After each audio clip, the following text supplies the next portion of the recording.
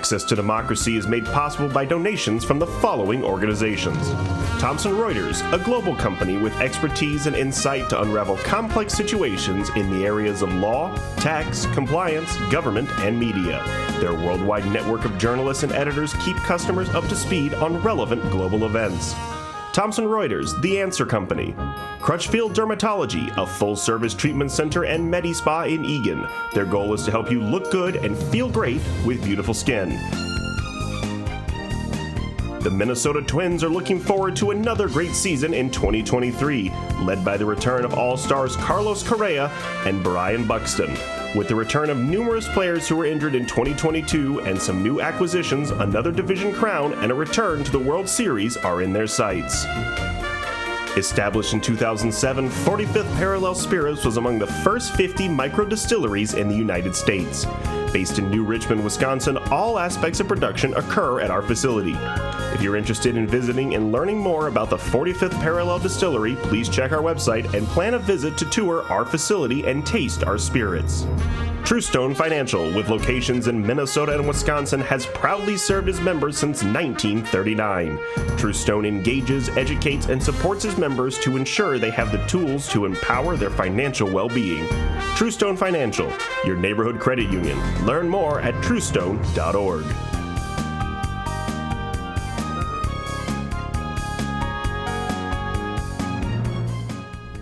Welcome. This is Access to Democracy. I'm Alan Miller.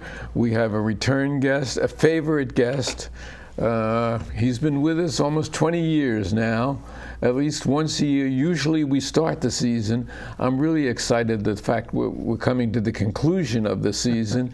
And welcome Dave St. Peter, president of the Minnesota Twins. Alan, good to see you again. Now, I want to point something out.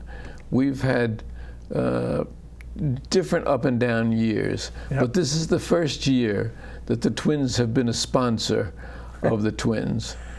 What took us so long? The Twins are 6 games in front and headed for the playoffs.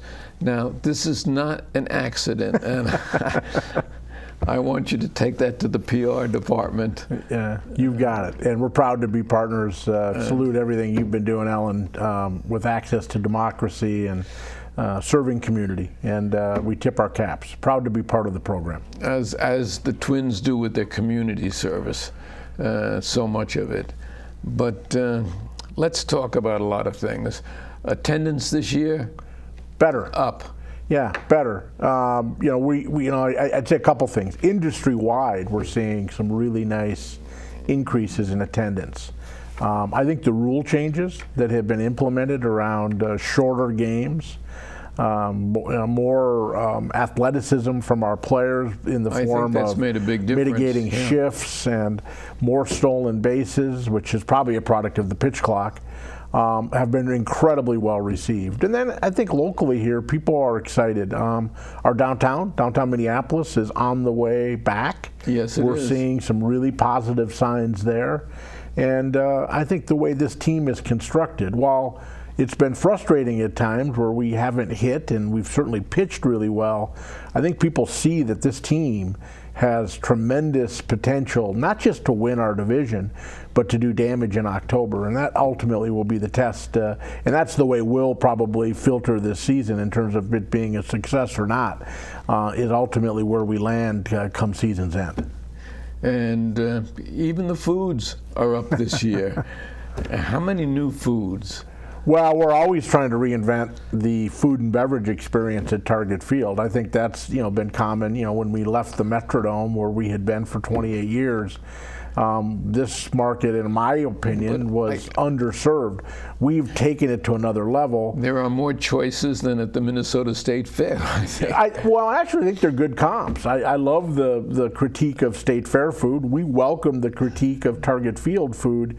We challenge ourselves. How do we take this to another level? How do we offer something that's different, something that's maybe new, that it might appeal to a different audience? How do you do it in an affordable way? But most importantly, how do you do it in a quality way? Because we don't think when you go to the ballpark you should give up any expectation around quality food. And so proud of so many branded partners that are at Target Field, and thanks to our partner at Delaware North, we've been able to really deliver on that food and beverage value, and from a experience perspective.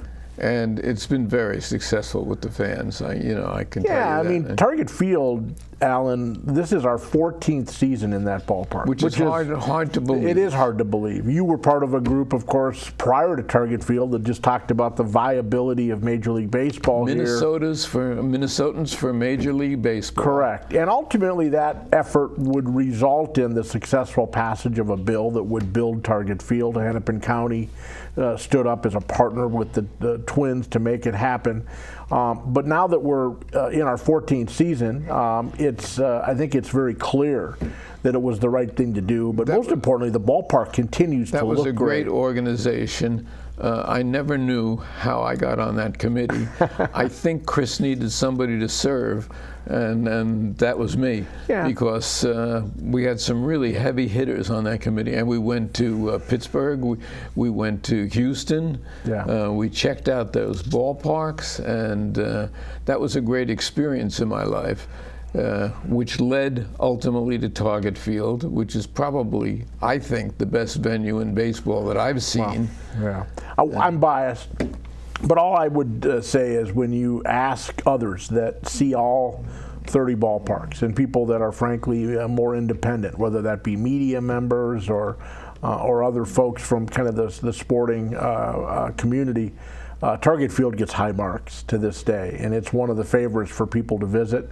In my mind, it's great because of the original design, but it's equally great because of the Pohlad family's commitment to allow us to continue to refresh the ballpark and keep it looking the way it does, which is, in my mind, very fresh and very modern.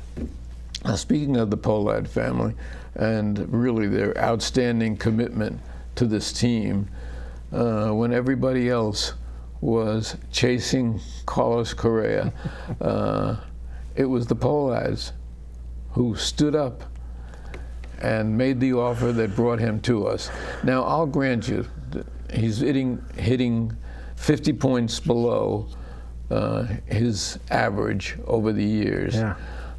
I think that he's just such an outstanding human being. I think he's a manager without portfolio. I think his, for instance, performance in the game last night where he hit that double that tied the score, he's got an incredible arm. He's probably the best shortstop in baseball. What a wonderful purchase that was for us long term. Yeah, I appreciate that, Alan. I would agree with you. Of course, a year ago in 2022, we were able to get him at the last minute and make him part of our organization. And then we went through the drama going into the 23 season where he was going to sign with the Giants and then with the Mets and ultimately would come back to Minnesota. Yeah. But that doesn't happen with our ownership. We signed him to a contract that we thought was the right thing to do for our franchise. And he has not disappointed us in the sense that what he brings to the ballpark every day is exactly what we saw a year ago. It's tremendous leadership, accountability, incredible hard work. His offensive production has been off what he typically does. He'd be the first to say that. But since really the second half, and really you've seen it, he's taking much more Carlos Correa type at bats. And his defense has been Gold Glove caliber all year. Unbelievable. And I expect high things from him as we hit the home stretch of the season. And he's the type of guy that's going to need to be there for us to advance in October. And I expect that we will, led by Carlos Correa. You see his leadership in the locker room. You see his leadership on the field. You see his leadership when somebody goes to the mound.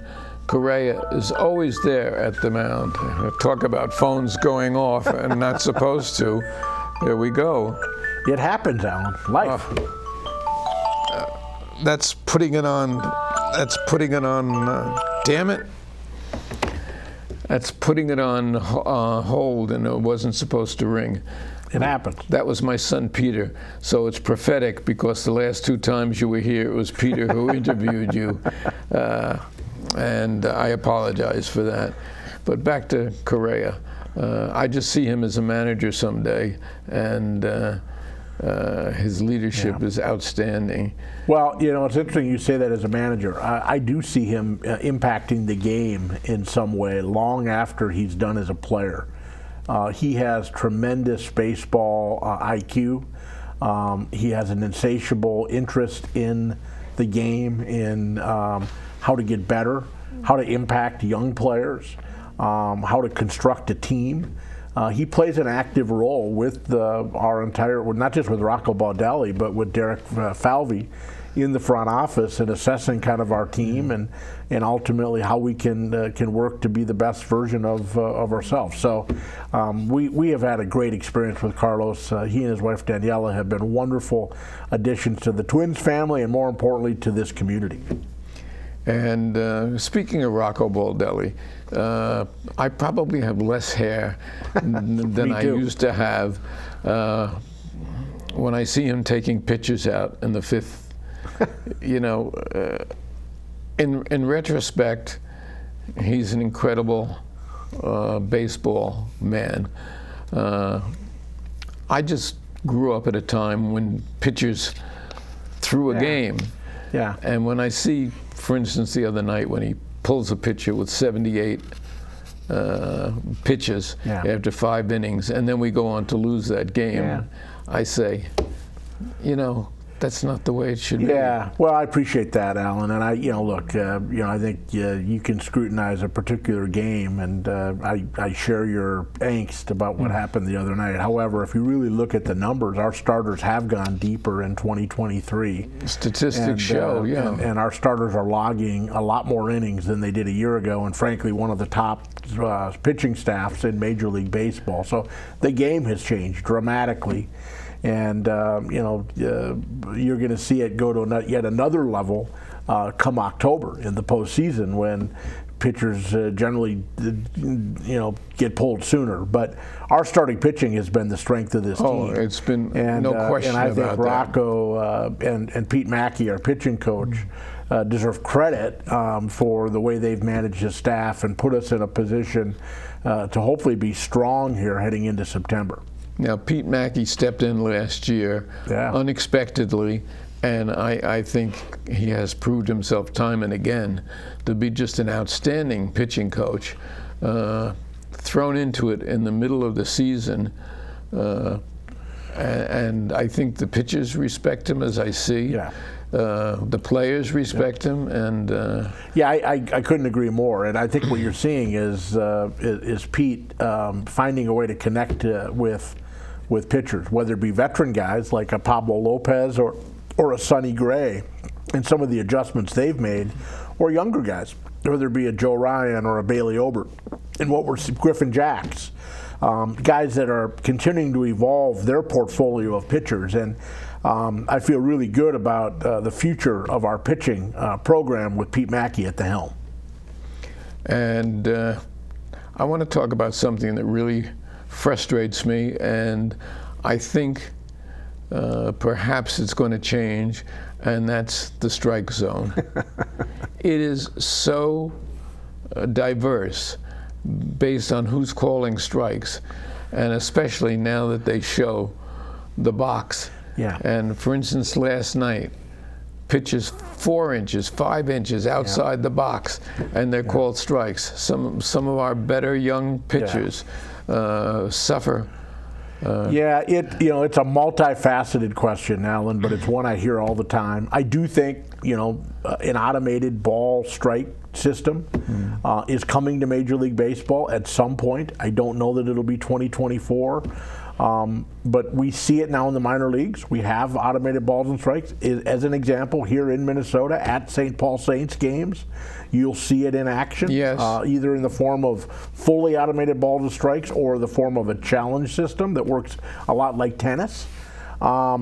But I think there's other factors at play. With umpires, remember, pitchers are throwing harder with greater not just greater velocity, but probably greater break, and it's harder to do that job. But the second thing is, don't always trust that square on your television screen. It's not always 100% accurate relative to reproduction of the strike zone. I just caution understand that. So, but when you see something this far out, I hear you. Yeah. I hear you. It's something that our commissioner, our owners, our industry is taking a very hard look at, and I do think we're heading towards an automated ball and strike system, which will, I think, be great in the sense of getting the calls right, but will have some other impact. It could impact the strike zone itself.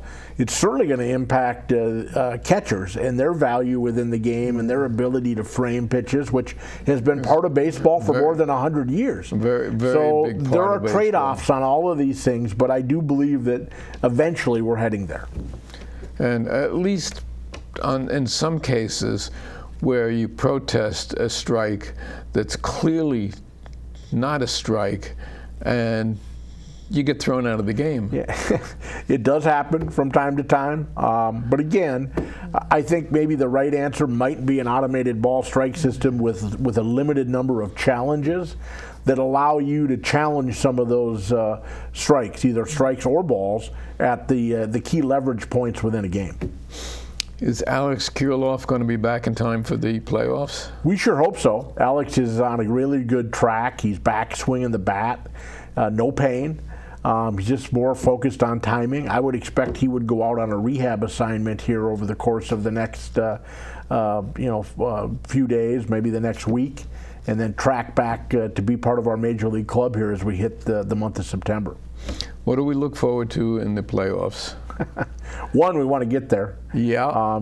Two, what I look forward to is matching up with whoever we play with really competent, deep starting pitching. I really like the ability to pencil in a Pablo Lopez, a Sonny Gray, a Bailey Ober, a Joe Ryan. I think that gives us a really good chance to and how about a pitcher and hopefully to win, who comes out of nowhere to throw 7 1/3 innings? Yeah, Dallas Keuchel, that was a great story. A lot of people thought his career was done. To his credit, he went out, worked on some things, was able to kind of refine some of his pitches, and then really joined the St. Paul Saints earlier this year, and then ultimately came to the Twins and has a chance now to be part of our staff in one form or another here throughout the rest of the way. But he's been a great addition, another great veteran voice within our pitching group, and also having a really positive impact on some of the other pitchers within our staff.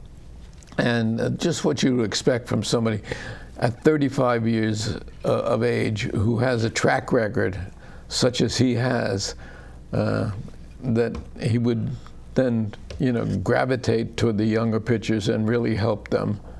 Yeah, he's a professional, and I think most of these players recognize that when they started out, there were mentors, just like anything else in life, people that stepped up to help them. And it's like Joe Ryan. He hit a blip, and all of a sudden, they were hitting home runs off him.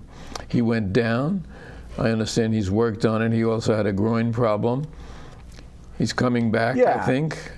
Every player in Major League Baseball deals with adversity. The best players. It's a game rooted in failure. So particularly when you see young players, Joe Ryan's a great example, deals with a minor injury, deals with some challenges on the field, maybe just takes a couple weeks to not just get healthy physically, but to get healthy mentally. Maybe a chance to refine some of his thinking around the way he's executing certain pitches.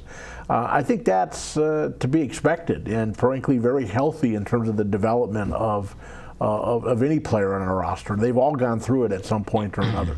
Another thing is, and I definitely want to talk about this, is Ryan Jeffers, who has become really a premier catcher.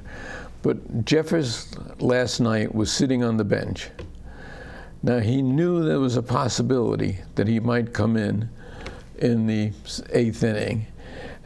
He knew there was a possibility of the pitcher he would be facing.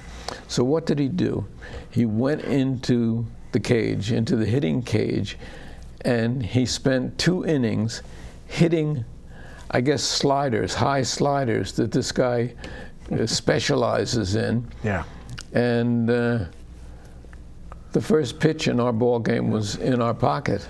Yeah, well, first of all, I'll give credit to our hitting coaches and Ryan for recognizing what that potential matchup could look like late in the game as a pinch hitter, understanding he was likely going to see a particular pitcher in that spot. But then secondly, it's a product of the way the game has changed. We now have the technology within our hitting cages to replicate specific pitchers and the way their arm slot, the spin rate on their balls, the velocity, and Ryan could get very specific against a very specific pitch from a very specific pitcher and work on that in advance of seeing that pitcher. And boy, he did last night. And that's the way one of the ways our game has changed, in a really interesting way.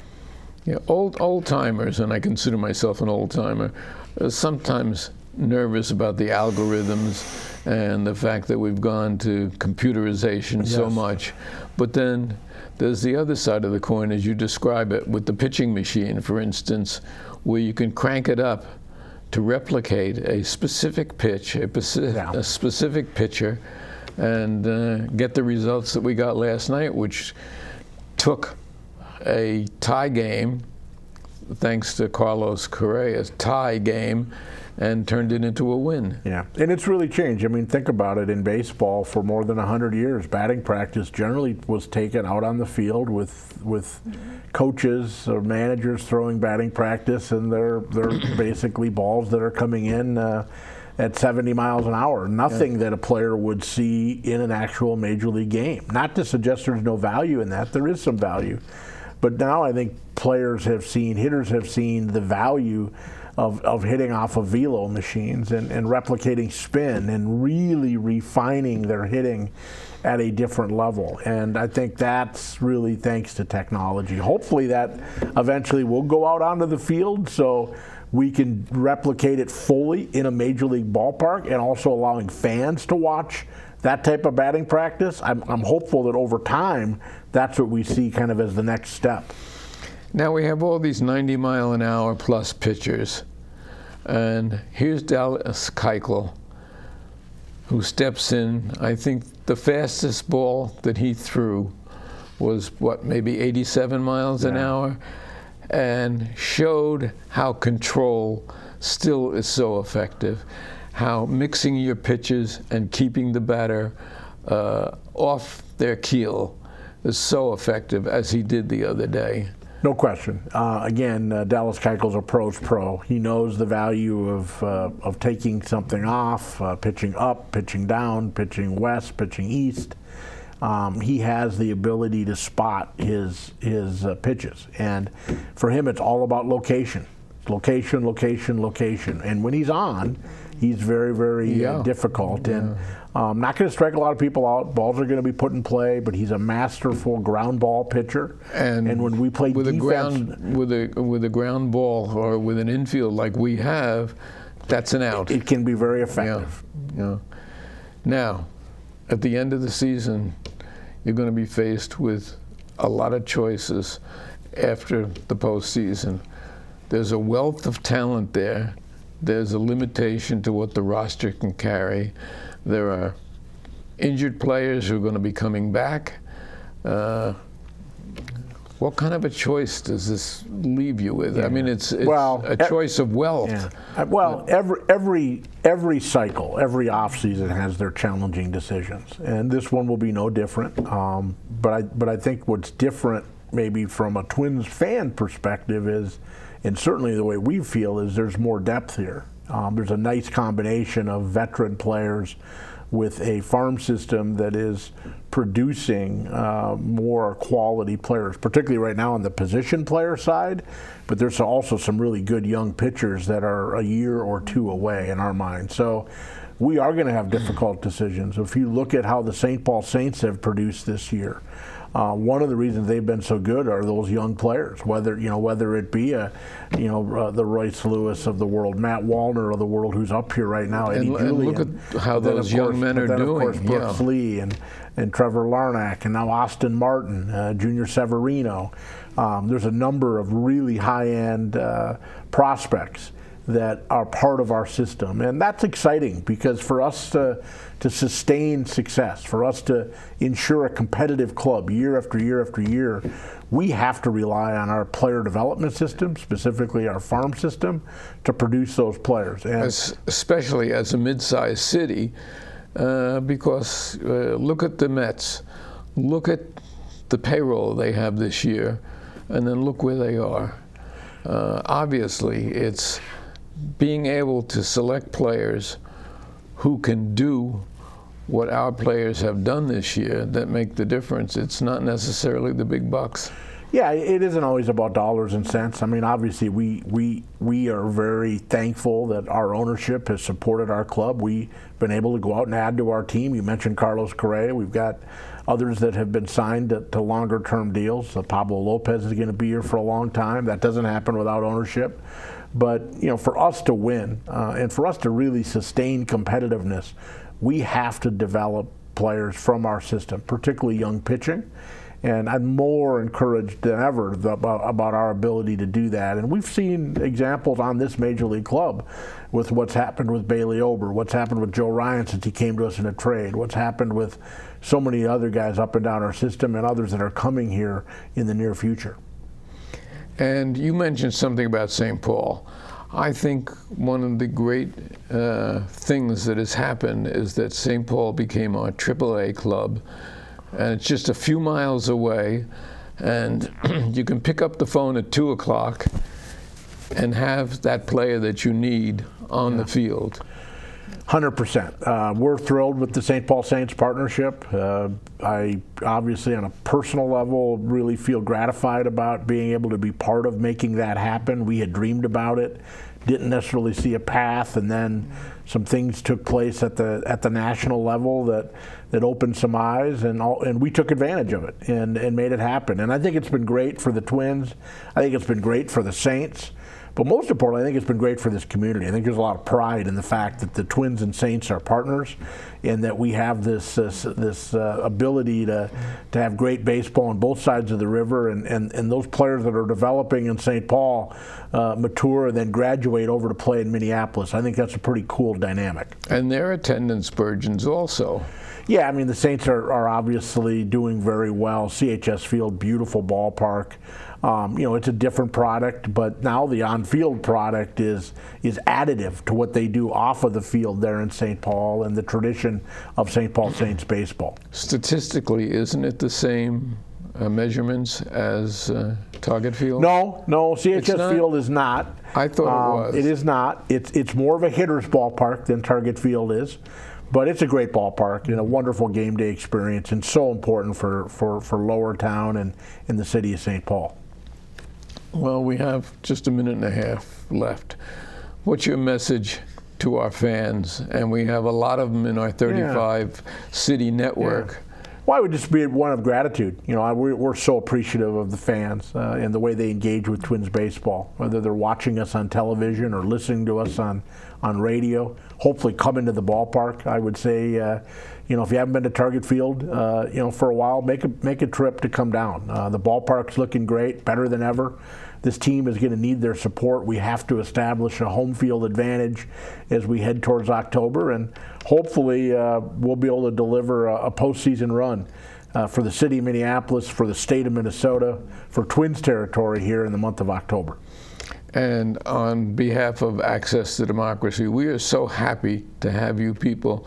I mean, you've been here for 2 decades every year, but to have you as one of our sponsors, really a treasured sponsor, and with the Pollard family and all that the Twins give to the community, we just want to say thank you to Dave St. Peter. Thank you, Alan. We're proud to be your partner.